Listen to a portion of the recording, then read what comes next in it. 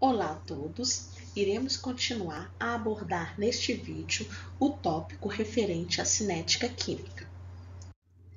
E iremos falar como avaliar e determinar o efeito da concentração dos reagentes sobre a velocidade de uma reação química e apresentar como descrever a lei de velocidade para uma determinada reação química. Discutir o conceito de ordem de um reagente ou ordem total de uma reação e como determinar essa ordem. Finalizar falando sobre a constante de velocidade K. O estudo do efeito da concentração dos reagentes sobre a velocidade ou taxa das reações é feito avaliando-se a velocidade inicial dessa reação usando diferentes concentrações dos reagentes a uma determinada temperatura. Em geral, as velocidades aumentam à medida que a concentração dos reagentes aumenta. Considerando a reação entre o cátio amônio e o íon nitrito, descrita pela equação aqui apresentada, podemos verificar que, para diferentes concentrações dos meus reagentes, foi observada a uma temperatura constante que houve alteração na velocidade inicial dessa reação. Esse conjunto de experimentos colocados aqui na tabela foram realizados a temperatura de 25 graus. Então, se eu observar, por exemplo, aqui o experimento 1, eu tenho uma determinada velocidade inicial, e se eu avaliar, por exemplo, o experimento 6, aonde foram dobradas as concentrações dos reagentes, foi obtido, uma velocidade diferente.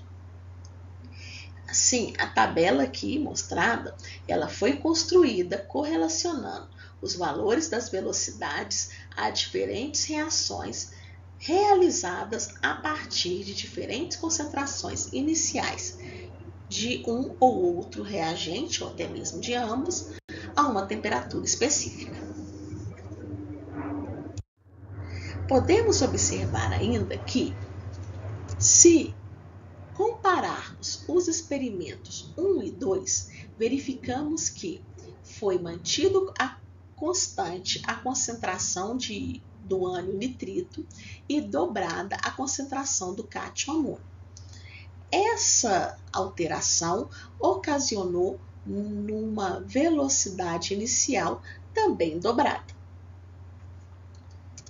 Avaliando os experimentos 5 e 6, também observamos que, mantendo constante a concentração do cátio amônio e dobrando-se a concentração do ânion nitrito, a velocidade também dobrou.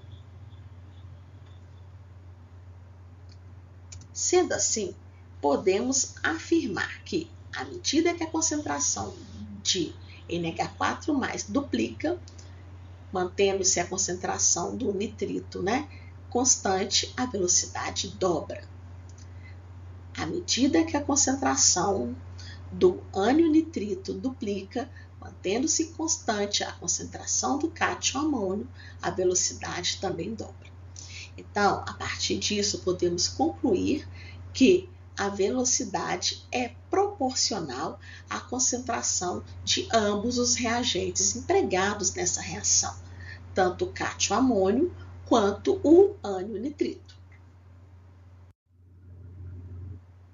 Podemos, então, expressar matematicamente a dependência da velocidade em relação à concentração de ambos os reagentes, através de equações matemáticas. Essas duas equações aqui são equivalentes, Aqui a única diferença é que aqui foi expresso aqui taxa de reação e aqui velocidade de reação. Mas para mostrar, que sendo taxa ou velocidade, nós estamos aqui enfatizando o mesmo aspecto. Bom, essas duas equações aqui, elas foram, expressas tomando por base os dados obtidos na tabela. E ambas possuem uma constante chamada constante de velocidade K. Mas, posteriormente, nós iremos falar um pouco sobre essa constante K. Mas, neste momento, gostaria de enfatizar dois aspectos referentes a essa constante. O primeiro, seu valor varia com a temperatura. O segundo, a constante de velocidade K, ela determina como a temperatura afeta a velocidade ou taxa da reação química. As expressões matemáticas apresentadas aqui, elas apresentam, são chamadas de lei de velocidade. Lei de velocidade, então, pode ser conceituada como expressão que relaciona as concentrações iniciais dos reagentes com a velocidade de uma reação química. A fórmula geral para leis de velocidade da maioria das reações, ela pode ser expressa como velocidade é igual a constante de velocidade K vezes as concentrações dos reagentes empregados na reação química elevados a um expoente. Este expoente, no caso aqui, o M e a letra N, ele corresponde ao que chamamos de ordem da reação para o reagente 1 e para o reagente 2, respectivamente. Esses valores, tanto de M quanto de N, são determinados experimentalmente. A ordem total de uma reação, ela vai ser equivalente à soma desses expoentes. Então, aqui no caso dessa, fórmula nossa genérica, nós temos M e N, então a ordem total é a soma de N mais M. Caso eu esteja trabalhando com uma reação onde eu tenha um outro reagente, ele também vai ser expresso aqui na lei de velocidade, vai estar elevado a um expoente e ele vai entrar aqui também nessa soma para se determinar a ordem total da minha reação. Como podemos determinar, então, a ordem de um reagente para expressá-la na lei de velocidade? Existem alguns métodos. Eu vou falar agora inicialmente sobre um deles, chamado de método da velocidade inicial. Observando-se os experimentos 1 e 2, aonde foi dobrada a concentração do cátion amônio e os demais parâmetros da reação, como a concentração do nitrito e a temperatura foram mantidas constantes, verificou-se que a velocidade dobrou. Observando os experimentos 5 e 6, aonde a concentração do cátion amônio foi mantida e a concentração do íon nitrito foi dobrada, também verificou-se que a velocidade da reação alterou-se e, além de alterar, ela foi dobrada.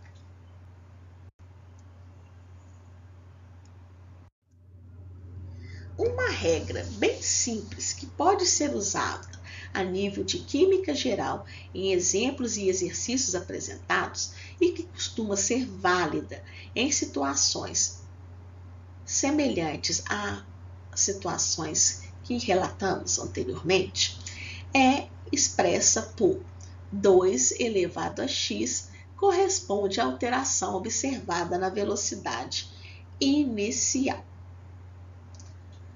O valor desse x será a ordem em relação ao reagente avaliado, Então, x aqui vai corresponder à ordem em relação ao reagente. No nosso caso, nós temos como reagentes o cátio amônio e o íon nitrito. O cátio amônio, quando dobramos a concentração dele, verificou-se que a velocidade da reação dobrou. Então, a alteração observada na velocidade inicial é que ela ficou 2 vezes maior, dobrou. Então, 2 elevado a x é igual a 2. Essa expressão matemática aqui, né, ela é válida para um valor de x igual a 1. Então, eu posso afirmar que para o cátio amônio, a ordem da reação é igual a 1. A ordem do reagente é igual a 1. Do mesmo modo, foi observado para a alteração na concentração inicial do íon nitrito que a velocidade também dobraria. Portanto, x novamente é igual a 1. Uma vez que 2 elevado a x é igual a 2, então x será igual a 1 e a reação é de ordem 1 para o íon nitrito. Sendo assim, a expressão da lei de velocidade para a reação é igual a velocidade é igual a constante K vezes a concentração do cátio amônio elevado a 1 vezes a concentração do ânion nitrito também elevado a 1. O 1 não é escrito, né? Mas ele está subentendido aqui, depois de cada colchete. Podemos ainda avaliar, através dessa lei de velocidade, que a ordem da reação, que corresponde à soma da ordem dos reagentes empregados, no caso aqui temos 2, é igual a 2, a ordem total da reação, uma vez que eu tenho aqui 1 mais 1, portanto 2. E o que significa dizer que uma reação ela é de ordem total igual a 2? Significa que, ao dobrarmos a concentração de ambos os reagentes, a velocidade ficará 4 vezes maior. Então, se eu fizer uma determinada reação química entre o cátio amônio e o íon nitrito, medir a velocidade, eu vou achar um valor. E se eu fizer essa mesma reação na temperatura, né, na mesma temperatura, mas dobrando a concentração de ambos os reagentes, a velocidade vai ficar 4 vezes maior. A princípio, então, né, de modo simplificado, eu posso aplicar essa expressão matemática. 2 elevado a x é igual à alteração observada na velocidade inicial e atribuir ao valor de x a ordem em relação a um determinado reagente. Se eu verifico que, dobrando a concentração de um reagente qualquer, mantendo-se os outros parâmetros inalterados, a velocidade da reação dobra, 2 elevado a x é igual a 2, implica em x igual a 1, ordem para o reagente igual a 1, primeira ordem. 2 elevado a x igual a 4, ou seja, dobrou-se lá a concentração e observou-se que a velocidade quadruplicou. Eu tenho, neste caso, uma ordem associada para esse reagente igual a 2, porque o x aqui terá um valor 2. Se eu, fizer o experimento, dobrando a concentração desse reagente e verificar que a velocidade ficou 8 vezes maior, eu vou ter essa correlação, x será igual a 3, o que vai significar que a ordem para o reagente é igual a 3, ou a reação é de terceira ordem para aquele determinado reagente. Nem sempre a variação na concentração de um reagente vai alterar na velocidade da reação. Neste caso, dizemos que a reação é de ordem 0 em relação a esse reagente específico. E esse reagente não será expresso na lei de velocidade. Vamos ver um exemplo para deixar isso bem claro. Se a velocidade inicial para a reação de A mais B, transformando-se em C, foi medida para variadas concentrações iniciais de A e de B, podemos, por exemplo, construir uma tabela conforme essa aqui representada. E se eu quiser determinar a lei de velocidade para a reação? Bom, eu estou vendo aqui que ela tem dois reagentes, né? Então, essa lei de velocidade, a princípio, deve conter os dois reagentes. Entretanto, quando eu avalio o experimento 1 e 3, aonde foi mantida a concentração de B e dobrada a concentração de A, eu verifico que a velocidade ficou 4 vezes maior. Isso significa que a ordem da reação em relação ao reagente A corresponde 2 elevado a x igual a 4, porque a velocidade quadruplicou, e x então terá o valor igual a 2, ordem 2 para o reagente A. E com relação ao reagente B?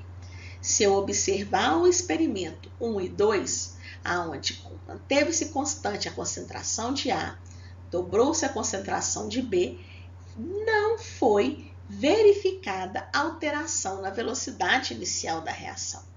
O que significa que essa reação é de ordem 0 em relação ao reagente B, e ele não será expresso na lei de velocidade. Então, para a reação entre A mais B formando C, eu tenho que a lei de velocidade ela vai ser igual a constante K de velocidade vezes a concentração de A elevado ao quadrado.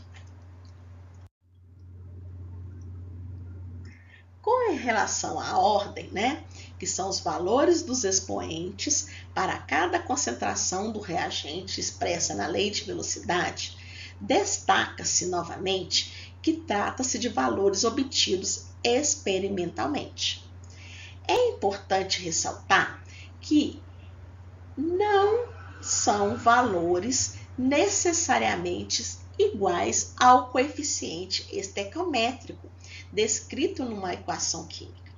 Eles podem coincidir ou não, conforme os exemplos abaixo.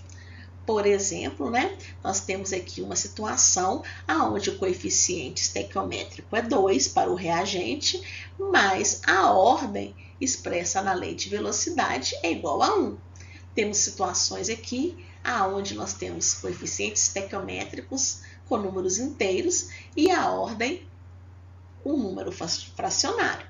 E temos situações onde houve uma coincidência entre coeficiente estequiométrico e ordem. Mas essa coincidência, tá? Ela pode ocorrer ou não, mas a determinação dessa lei de velocidade foi através de dados experimentais. Algumas vezes, matematicamente, não é trivial determinar a ordem para um reagente tomando por base dados experimentais. Ou, às vezes, no meu conjunto de dados coletados para uma determinada reação química, não há um par de experimentos onde a concentração de um determinado reagente foi dobrada e os demais parâmetros da reação foram mantidos constantes. Neste caso, alguns artifícios matemáticos devem ser empregados, como no exemplo aqui descrito. Comparando-se os experimentos 2 e 3, foi verificado que manteve-se constante a concentração do reagente e alterou-se a concentração do reagente F, mas não houve alteração na velocidade. O que isso significa? Significa que a velocidade da reação ela independe da concentração do reagente F. Portanto, na lei de velocidade, esse reagente não vai aparecer e esse reagente, né, ele é de ordem 0 em relação à reação avaliada. No entanto, se compararmos os experimentos 1 e 2, onde o reagente F foi mantido constante e houve uma alteração na concentração do reagente E, a velocidade alterou-se. Então, a velocidade depende do reagente E. Entretanto, esse par de experimento não foi feito dobrando-se a concentração. Então, aquela correlação, 2 elevado a x é igual à alteração da velocidade, ela não pode ser empregada. Mas sabemos que a lei de velocidade ela vai corresponder à constante K vezes a concentração do reagente E elevado à sua respectiva ordem. Sendo assim, podemos comparar os valores expressos na linha 1 e 2 e substituí-los na expressão de velocidade. Então, se eu pegar aqui, o experimento 1, eu vou substituir aqui o valor da velocidade, o valor da minha constante K, eu não conheço ainda, mas eu conheço que essa reação foi feita com a concentração de E equivalente a 0,0167. Então, eu substituí. Do mesmo modo, eu peguei os dados do experimento 2 e substituí. Apesar de eu não conhecer o valor de K, eu sei que K depende da temperatura e que esse conjunto de experimento foi feito à mesma temperatura. Então, K aqui tem o mesmo valor, eu posso cortar. Além disso, eu posso fazer a conta matemática aqui comparando ambos os valores e eu vou chegar a essa expressão matemática. Bom, como que eu posso resolver essa expressão matemática? Eu vou usar um artifício matemático, Eu vou colocar, por exemplo, Ln em ambos os lados da minha equação. Fazendo isso, eu vou ter uma expressão matemática apenas com a variável x. X vai corresponder ao valor de Ln de 0,086 dividido por Ln de 0,29. Então, x terá um valor igual a 2. Se x vale 2 e ele corresponde à ordem do reagente E, eu posso afirmar que a lei de velocidade para essa reação hipotética aqui representada corresponde à velocidade é igual a K vezes a concentração de E elevado à sua respectiva ordem, que no caso é 2.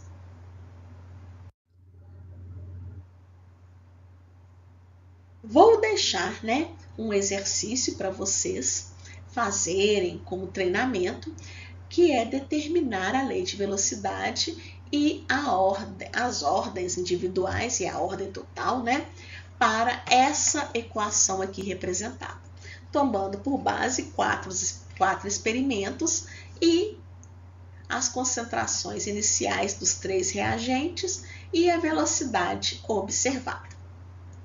Já deixei também aqui a resposta, tá? Para que vocês possam conferir. A ordem total, ela corresponde a 4. Ou seja, se eu somar aqui, 1 mais 2 é 4.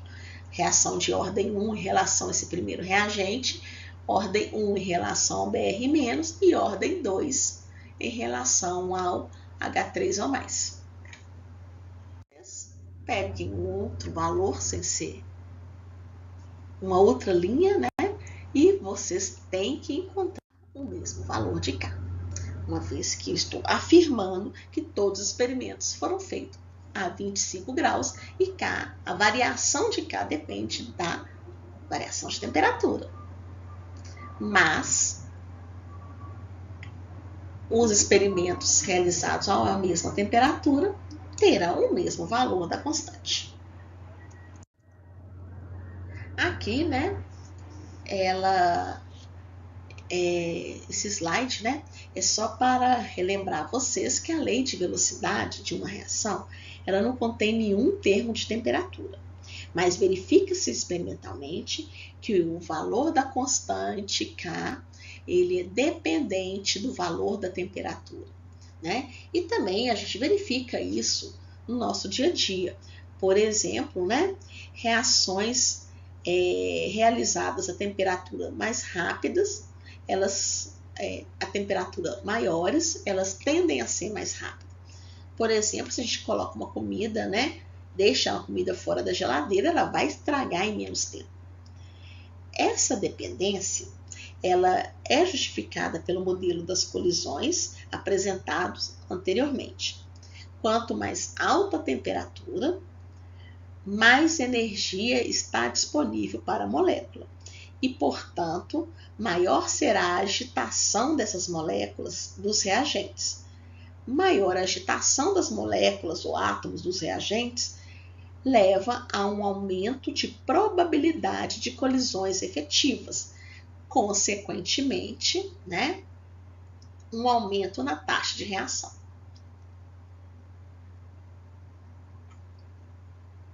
Isso, né, foi verificado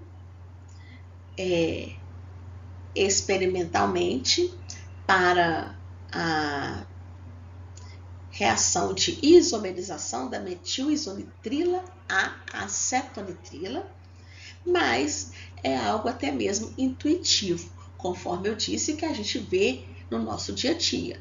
Uma maçã colocada numa fruteira e uma maçã na geladeira, né? A maçã colocada na fruteira, ela vai apodrecer mais rápido, vamos falar assim.